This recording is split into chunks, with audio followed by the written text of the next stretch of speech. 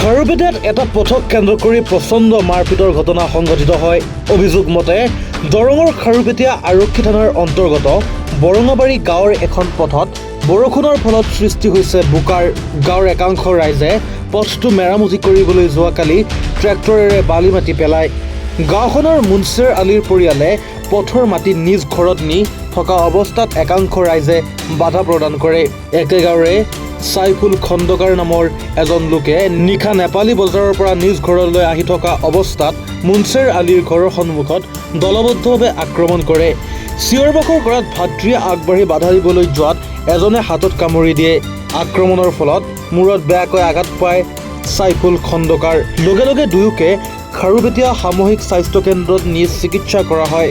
ঘটনা সন্দৰ্ভত আজি খাৰুপেটীয়া আৰক্ষী থানাত গোচৰ দাখিল কৰি তদন্তৰ জৰিয়তে দোষীক উপযুক্ত শাস্তি প্ৰদান কৰাৰ বাবে দাবী উত্থাপন কৰি ভুক্তভোগী পৰিয়ালটোৰ লগতে ৰাইজে।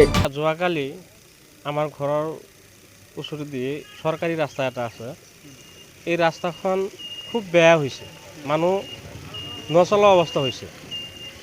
আমি কালি আমি আমাৰ ঘৰৰ ওচৰেদি কাম চলি আছে এটা ইফালেদি, তাৰ পৰা অলপ বালি ট্ৰেক্টৰেৰে কৈ গাঁৱৰ কেইজনমান মানুহ ল'ৰাবিলাক মাতি এই ট্ৰেক্টৰত 2 টেলাৰ বালি আমি তাতে পেলাই দিছোঁ। পেলাই দিয়াৰ পিছত এই ঘৰৰ ওচৰতে মানুহ এজন তিৰি মানুহ এজন সজিৰণ নেচা, সি বালি অলপমান সেই বালি ল'ব খুজিছে, বালি লৈছে আৰু 2 থালিমান লৈছেই, ঘৰত লৈ আছে, চোতালত দিব। আমাৰ ল'ৰাকেইটা বাধা দিয়াত সিহঁতৰ লগত খুব অশ্লীল গালি গালাজ পাৰে।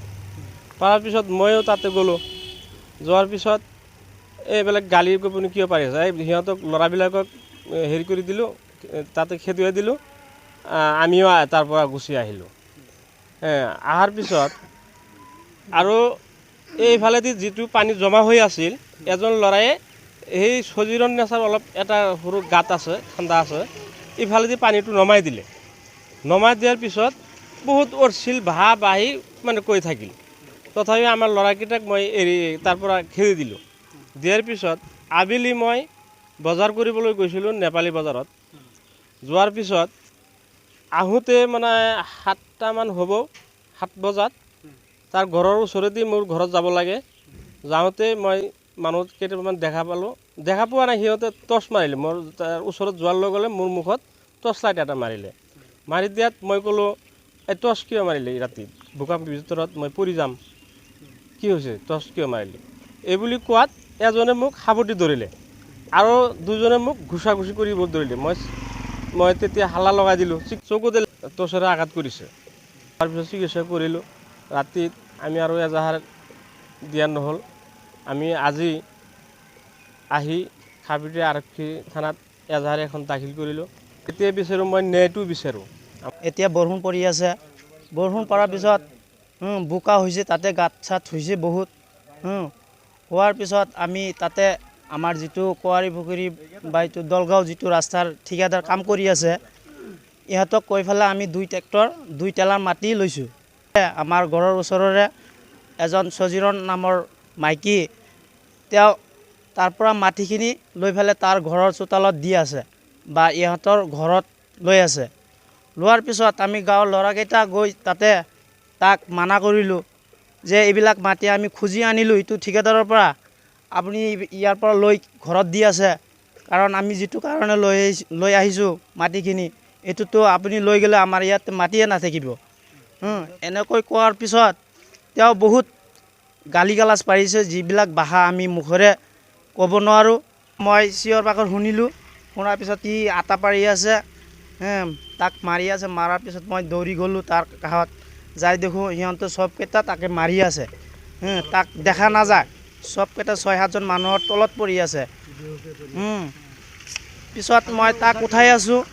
উঠোৱাৰ পিছত মই তাক টানি উঠাই আছোঁ। তাৰপিছত সিহঁতৰ ল'ৰা এটা আছিল, সিহঁতে ল'ৰা কোনটো মাৰিছে মই গম নাপাওঁ। মোৰ ভৰি হাতত, সোঁহাতত কামোৰ মাৰিছে এটা, মুখেদি কামোৰ মাৰি কিনে তাৰ পৰা মাংস অলপ ওলাই লৈ গৈছে, তেজো পৰি আছে। তাৰপিছত আমি গোটেইকেইটা চিঞৰ বাখৰ কৰি পেলাই বেলেগ মানুহ আহিল। অহাৰ পিছত আমাক লৈ পেলাই টানি সিঁচি সিহঁতক ঘৰত লৈ আহিল আৰু দাদাকো লৈ আহিল।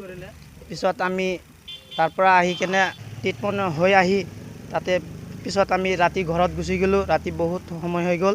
এতিয়া আহি আমি আৰক্ষী চকীত কেছ দিছোঁ। তদন্ত কৰি চাইফুল খণ্ডকাৰ আৰু মই উচিত বিচাৰ লাগে আমাৰ। খাৰুপেটীয়াৰ পৰা খাইবৰ মণ্ডলৰ ৰিপৰ্ট, এনিভাৰত 24।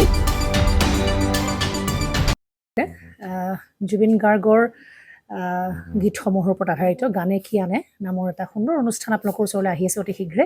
অহা 15 আগষ্টৰ পৰা ধেমাজিৰ পৰা প্ৰথম অডিশ্যন আৰম্ভ হ'ব আৰু সেই অডিশ্যনৰ যোগেদি বিভিন্ন কণ্ঠশিল্পীসকলে যিসকলে এই অনুষ্ঠানত যোগদান কৰিব বিচাৰে তেওঁলোকে এই অডিশ্যনৰ যোগেদি আগবাঢ়ি আহক আৰু জুবিন গাৰ্গৰ বহুত ভাল লগা গান আমি সদায় শুনি আহোঁ আৰু আপোনালোকৰ যদি ভাল লগা গান থাকে জুবিন গাৰ্গৰ আপোনালোকে গাই ভাল পায় তেন্তে অডিশ্যনত যোগদান কৰক। মোৰ ফালৰ পৰা আন্তৰিক শুভকামনা থাকিল এই সম্পূৰ্ণ অনুষ্ঠানটোলৈ। ধন্যবাদ।